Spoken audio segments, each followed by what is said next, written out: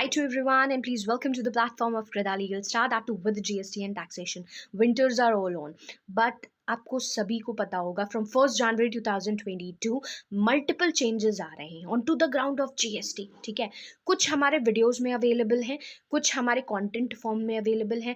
आपको हमारे साथ जुड़ना है तो आप Facebook, Instagram, Telegram, Twitter, everywhere, WhatsApp group में भी जाके ज्वाइन कर सकते हैं. अपडेट रहना बहुत ज़्यादा ज़रूरी है. आज के सेशन में मैं एक इम्पॉर्टेंट सी बात आपको ज़रूर बताना चाहूँगी. आप सभी अगर एक बिजनेसमैन हो या ट्रांसपोर्टर्स हो तो ई वे बिल के कंसर्न में एक इम्पॉर्टेंट सा कंप्लायंस आ गया है जो कि अप्लाई होने वाला है फ्रॉम 1 जनवरी 2022.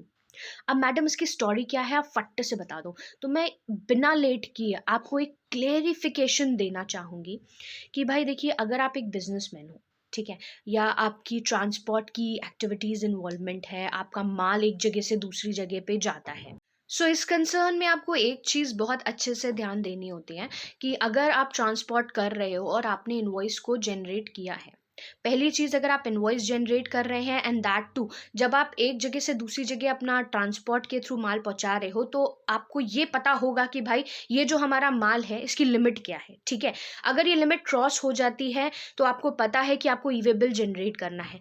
पर लोग ऐसा करते हैं कि without generating the E way bills, अपना ई वे बिल जनरेट किए बिना ही वो अपने माल को कैरी फॉरवर्ड कर देते हैं.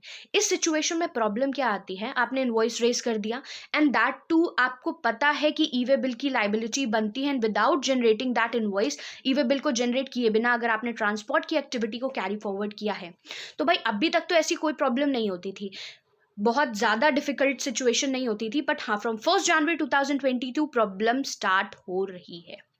कहानी क्या है वो सुनिएगा. अगर जैसे कि आपकी गाड़ी पकड़ी जाती है, तो पहले की स्टोरी ये होती थी कि भाई आप टैक्स लाइबिलिटी पे ऑफ करते थे, जो भी डिपार्टमेंटल एक्टिविटीज के थ्रू फाइन्स, पेनाल्टीज, इंटरेस्ट लगता था, आप उसको पे ऑफ करते थे एंड अपनी गाड़ी को छुड़ा लेते थे. अब यहाँ पे बात खत्म नहीं होती. आपने अपनी गाड़ी छुड़ा ली, you are satisfied with it.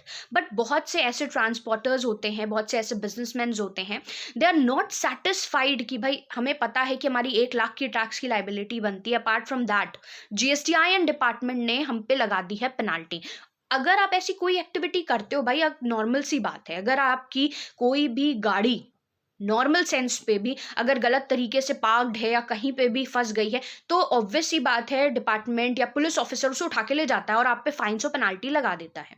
दो सिचुएशन यहाँ पे अराइज होती है, या तो आप उसे एक्सेप्ट कर लो और पे कर दो और अपनी गाड़ी ले जाओ. दूसरी चीज होती है उसे एक्सेप्टेंस नहीं देना.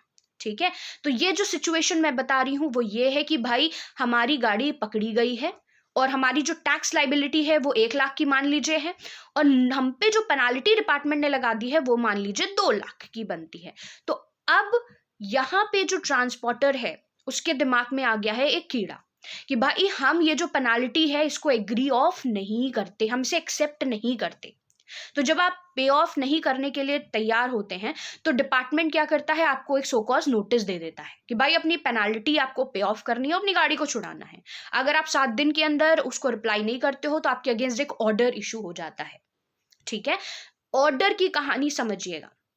अगर आपके अगेंस्ट एक ऑर्डर इशू हो जाता है तो आपको ध्यान रखना है कि भाई ऑर्डर किस फॉर्म में है. आइदर आप उस ऑर्डर को एक्सेप्ट कर सकते हो, ठीक है, या ऑर्डर को एक्सेप्ट नहीं करोगे. अगर आपने ऑर्डर को एक्सेप्ट नहीं करा तो क्या सिचुएशन है, और एक्सेप्ट करा तो क्या सिचुएशन आएगी, वो आपको इस वीडियो में ध्यान से समझनी है. ऑर्डर अगर आपके अगेंस्ट इशू हुआ है तो यहाँ पे 2 सिचुएशन जैसे कि मैंने पहले बताई, इट कैन बी एक्सेप्टेड, और अगर एक्सेप्ट नहीं हो रहा है तो रेस्ट ऑफ द अमाउंट जो होगा उसे हम डिस्प्यूटेड ऑर्डर के अंदर मानेंगे. मान लीजिए हमारी टैक्स लाइबिलिटी 1 लाख की है, ठीक है, और मैंने इस चीज़ को एक्सेप्ट कर लिया है, ठीक है, तो this is called accepted order.